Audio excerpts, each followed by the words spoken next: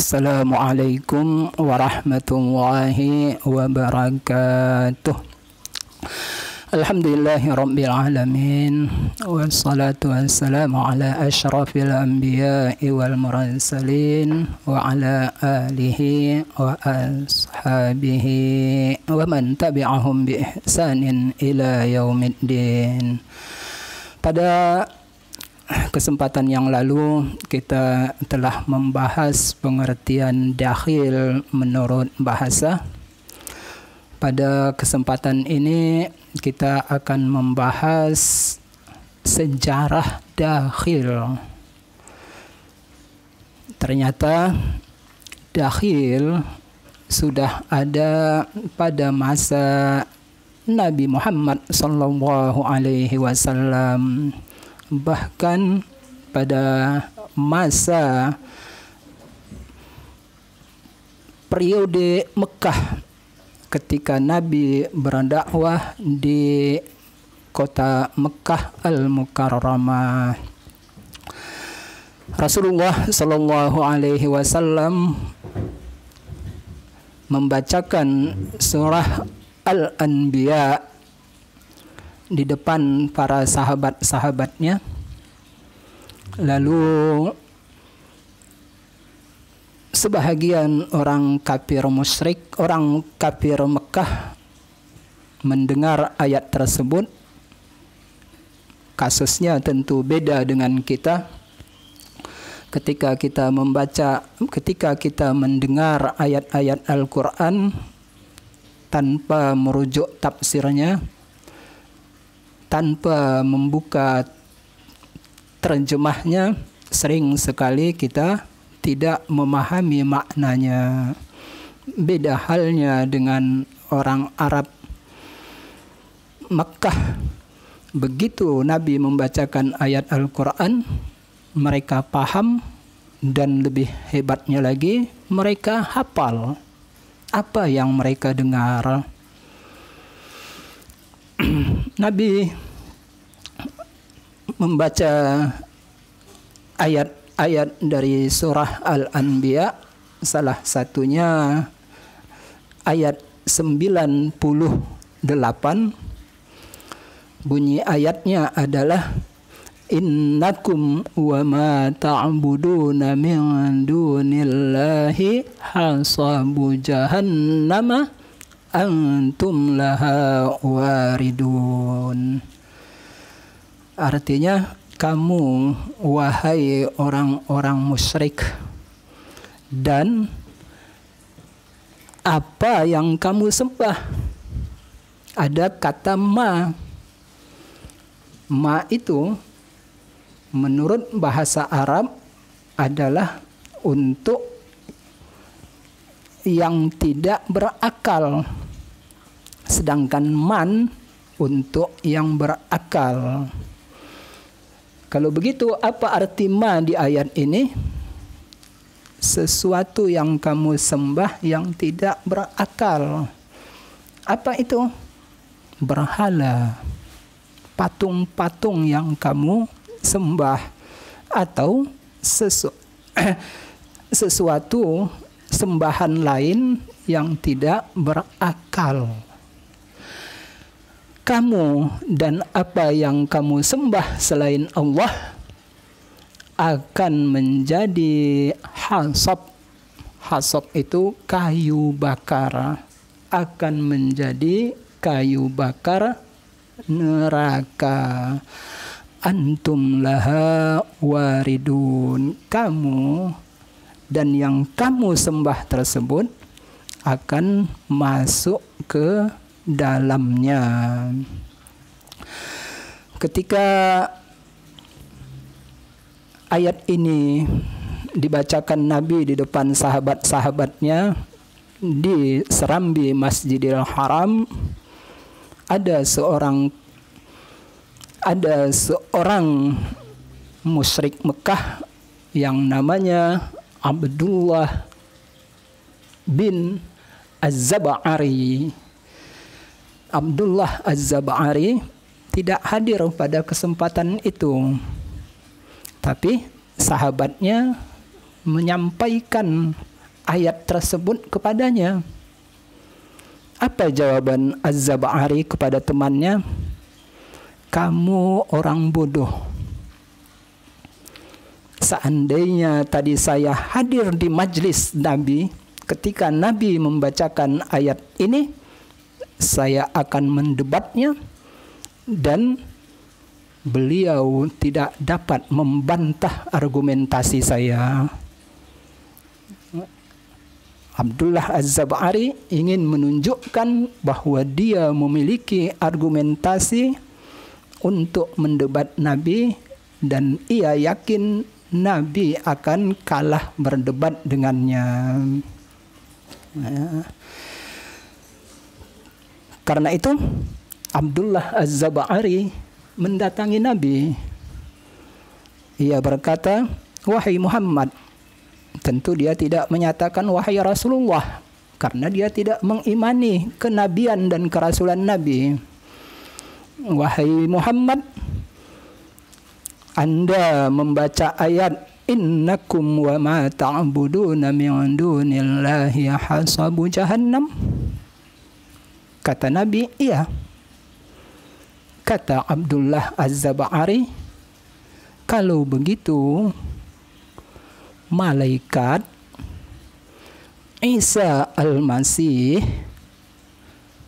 Uzair juga akan masuk neraka. Inilah logika yang dibangun oleh Abdullah Az-Zab'ari. Dengan bahasa mudahnya, tentu dia tidak menyatakan seperti apa yang akan kita sampaikan. Seolah-olah ia berkata, wahai Muhammad, tidak apa-apa kalau Anda katakan kami akan masuk neraka, tidak masalah. Setiap hari kita berdoa kepada Allah agar terhindar dari api neraka. Allahumma ajirna minan nar. Ya Allah, lindungilah kami dari api neraka. Tapi Abdullah Az-Zab'ari menyatakan ternyata masuk neraka itu menyenangkan. Mengapa? Karena ternyata di neraka mereka akan ditemani oleh malaikat, Nabi Isa Al-Masih dan Nabi Uzair. Mengapa demikian? Karena ada suku-suku, ada kabilah-kabilah bangsa Arab yang menuhankan malaikat. Ada orang Nasrani yang menuhankan Nabi Isa. Ada orang Yahudi yang menuhankan Uzair. Karena itu, malaikat Isa dan Uzair juga akan bersama mereka di dalam neraka. Inilah yang dipahami oleh Abdullah Az-Zab'ari. Bukankah, wahai Muhammad, ayat menyatakan kamu dan apa yang kamu sembah akan menjadi api neraka, akan menjadi kayu bakar api neraka? Kalau begitu, seperti yang kita katakan tadi, malaikat, Nabi Isa, Nabi Uzair juga akan menjadi kayu bakar api neraka. Inilah sejarah dakhil pertama di dalam Al-Quran. Mengapa disebut dakhil? Karena pemahaman Abdullah Az-Zab'ari tersebut ada cacat tersembunyi di dalamnya. Dia memahami ma untuk yang tidak berakal dan yang berakal. Ma itu mencakup, ma itu sesuatu. Sesuatu itu mencakup yang berakal dan yang tidak berakal. Yang tidak berakal, patung-patung berhala. Yang berakal, malaikat, Nabi Isa dan Nabi Uzair. Tafsir ini, tafsir versi Abdullah Az-Zab'ari ini dakhil. Apa motifnya? Motifnya kekufuran terhadap ayat Al-Quran. Dia orang Arab, paham bahasa Arab, dan paham bahwa ma umumnya dipakai untuk yang tidak berakal. Tapi dia memasukkan yang berakal ke dalam makna ma. Benar, ma juga di dalam banyak ayat mencakup yang berakal, manusia, malaikat, dan lain-lain. Tetapi tetap saja tafsir Abdullah Az-Zab'ari ini dakhil. Mengapa dakhil? Bukankah dia orang Arab? Bukankah dia sering mendengar ayat-ayat Al-Quran yang dibacakan Nabi Muhammad sekalipun ia belum beriman? Ayat-ayat Al-Quran yang dibacakan oleh Nabi Muhammad didengarnya, dipahaminya. Salah satu ayat yang sering dibacakan Nabi adalah ayat wala taziru waziratun wizra ukhra di dalam surah An-Najmu. Wala taziru waziratun wizra ukhra, seseorang tidak akan menanggung dosa orang lain. Seseorang tidak akan menanggung dosa orang lain. Masalah kesalahan sebagian manusia yang menuhankan malaikat, sebagian manusia yang menuhankan Nabi Isa alaihissalam, al-Masih, masalah sebagian manusia yang menuhankan Uzair, tidak ada, itu adalah suatu kesalahan. Kesalahan besar ketika mereka menuhankan malaikat dan manusia. Tetapi dalam kasus ini, apakah malaikat, Nabi Isa dan Nabi Uzair rela dipertuhankan? Jawabannya tentu tidak. Mereka tidak pernah menyuruh manusia menuhankan mereka, dan mereka tidak pernah rela dipertuhankan.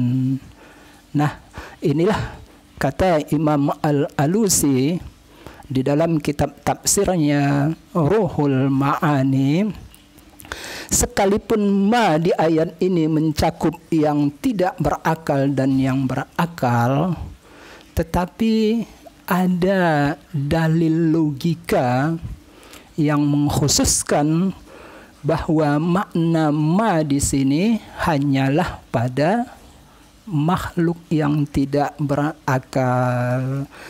Apa dalil logikanya? Dalil logikanya adalah ketidakrelaan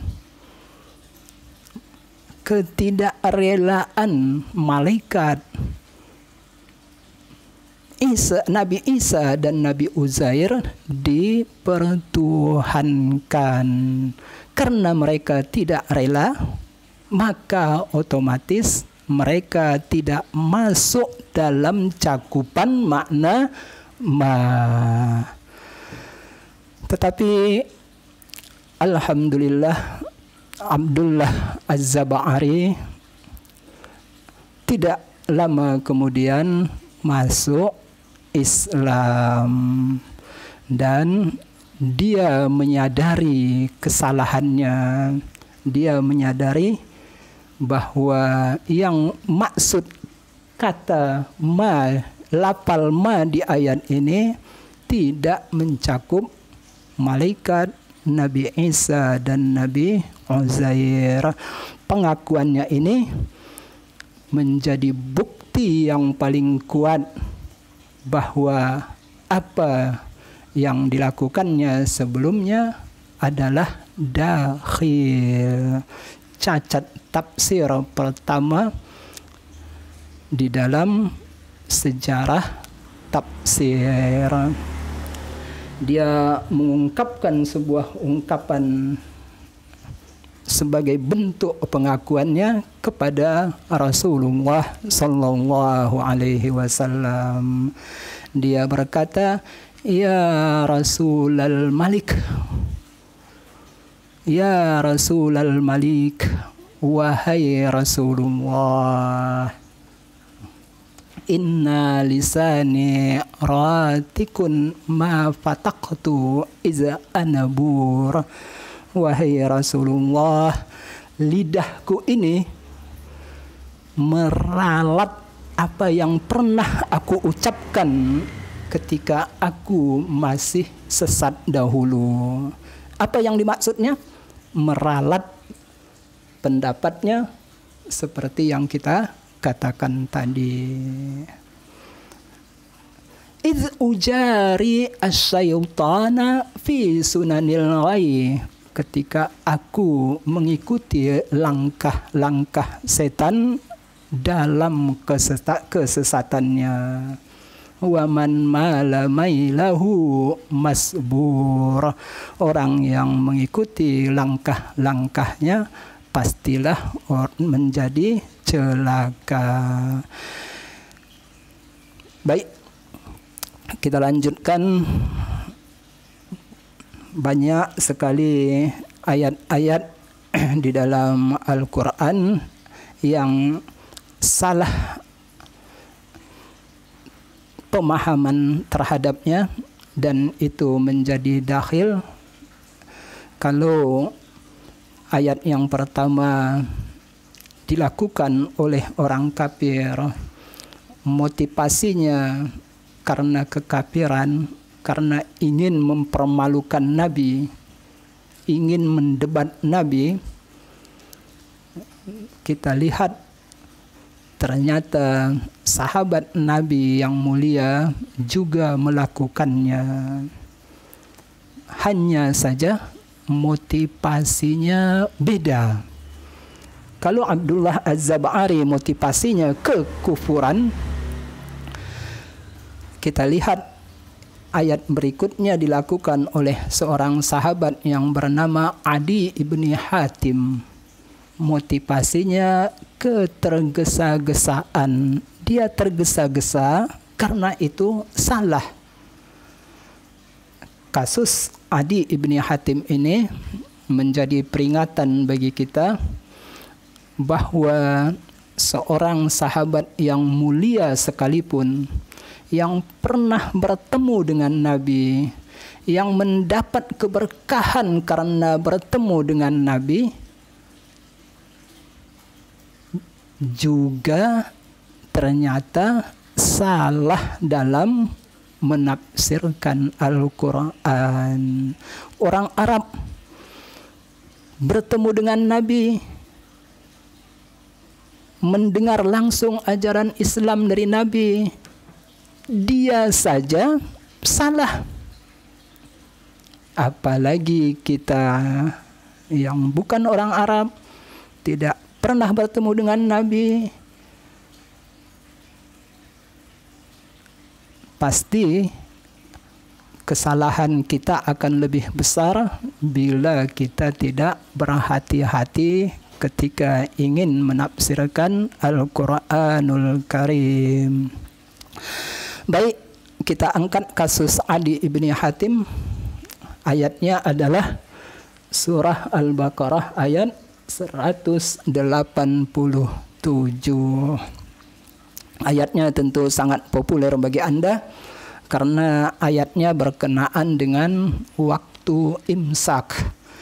Ketika kita melakukan puasa, manakah awal masa imsak? Awal kita tidak boleh melakukan sesuatu yang membatalkan puasa, makan, minum, hubungan suami istri dan lain-lain. Mana batas waktunya? Batas waktunya adalah seperti tertera di dalam surah Al-Baqarah ayat 187. Bismillahirrahmanirrahim.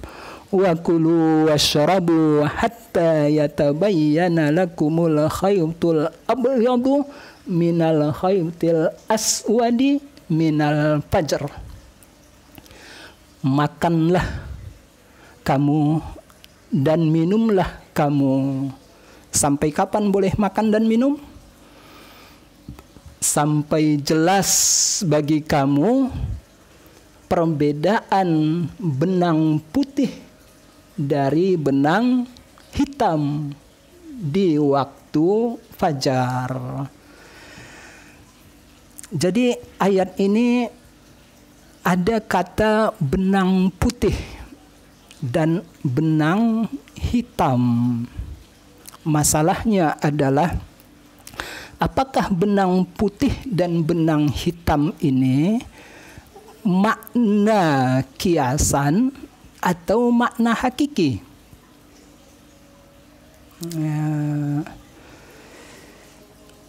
Ibu memasak nasi.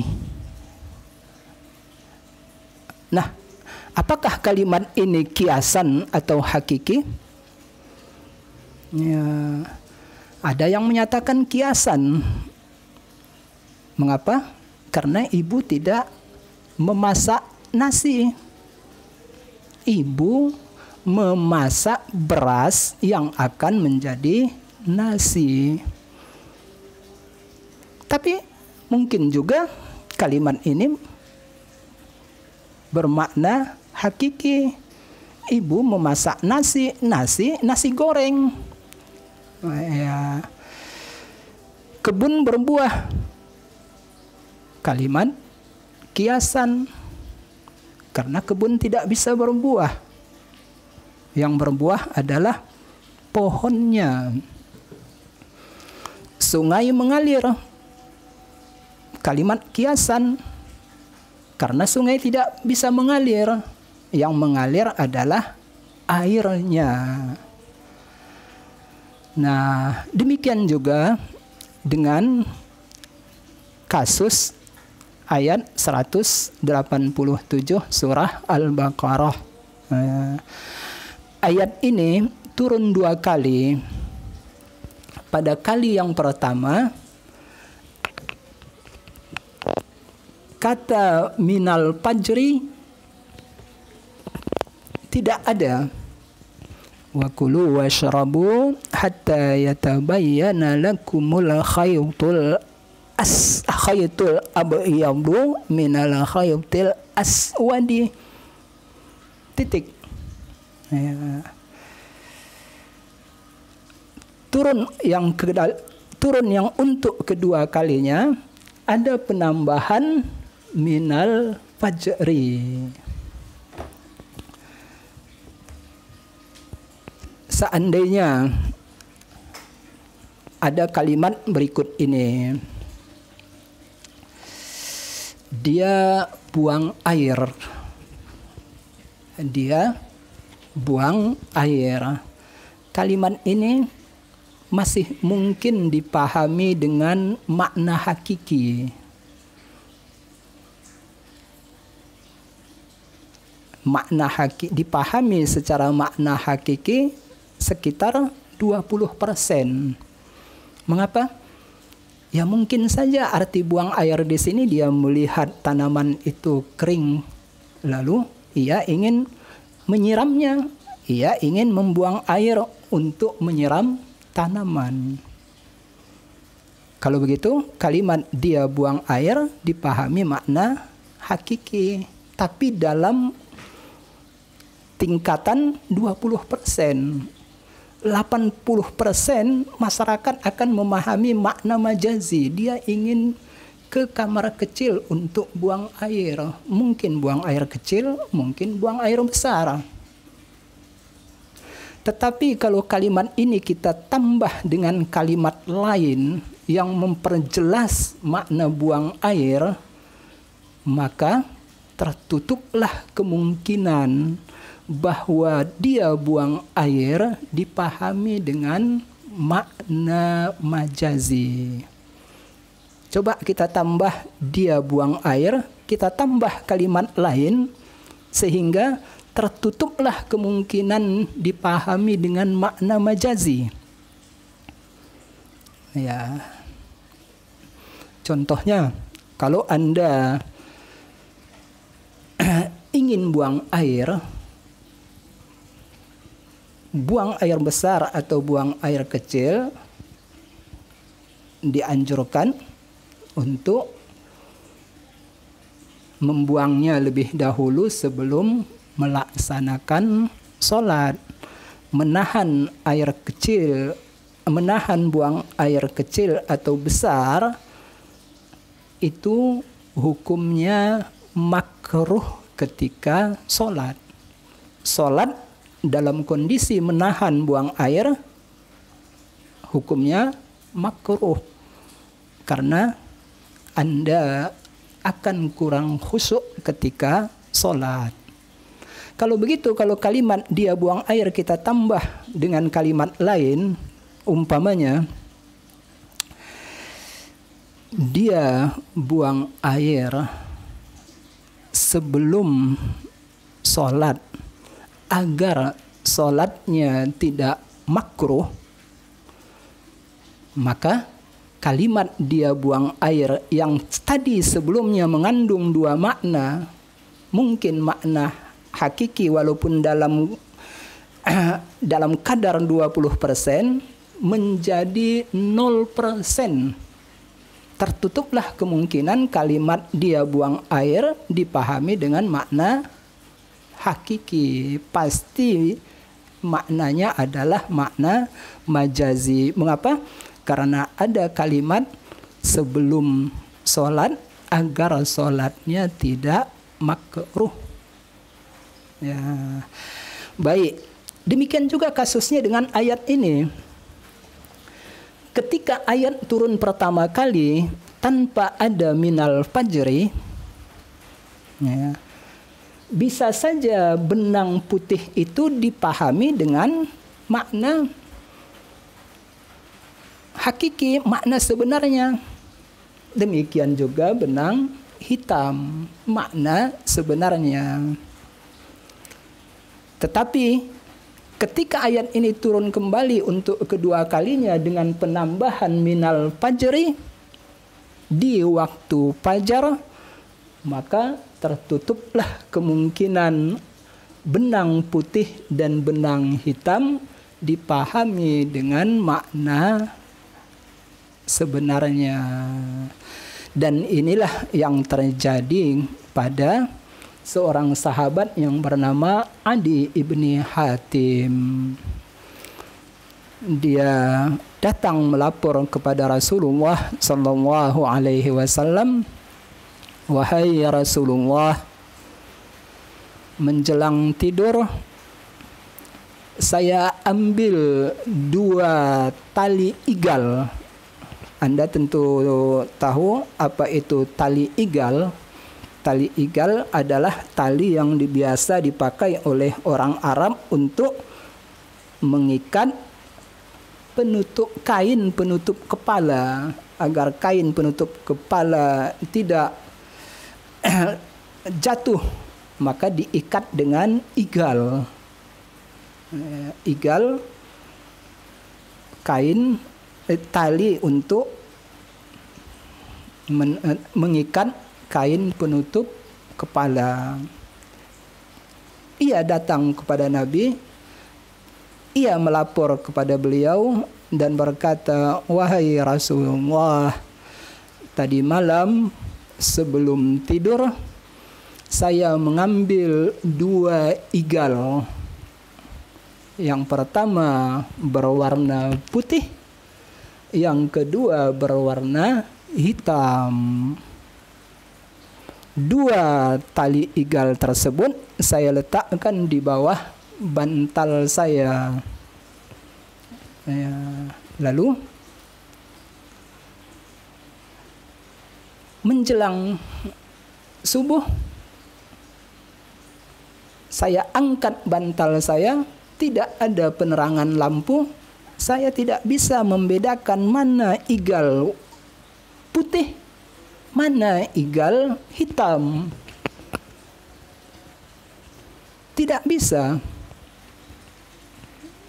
Kemudian barulah jelas bagi saya warna kedua tali igal tersebut ketika matahari telah terbit atau menjelang matahari terbit. Rasulullah Shallallahu Alaihi Wasallam menyatakan, seandainya yang dimaksud khaytul abyad dan khaytul aswad adalah tali igal kamu yang kamu letakkan di bawah bantal kamu, pastilah bantal kamu sangat-sangat luas, seluas ufuk di timur. Yang dimaksud dengan khaytul abyad adalah cahaya siang. Dan yang dimaksud dengan khaytul aswad adalah kegelapan malam. Kalau begitu, cahaya siang dengan kegelapan malam bertemu. Cahaya siang belum kelihatan, belum jelas sekali. Kegelapan malam juga belum sirna. Itulah yang terjadi ketika waktu